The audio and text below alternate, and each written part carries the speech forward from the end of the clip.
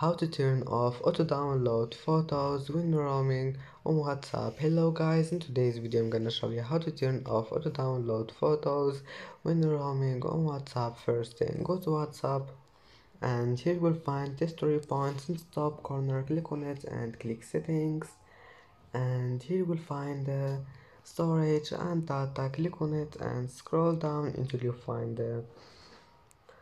this one here, when roaming. Just click on it and click this one, photos. Click on it, and as you see, photos have been turned off.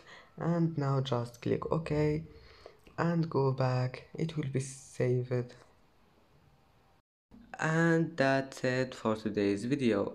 If you like this video, don't forget like and subscribe, and thank you for watching this video until the end. And now see you in the next video.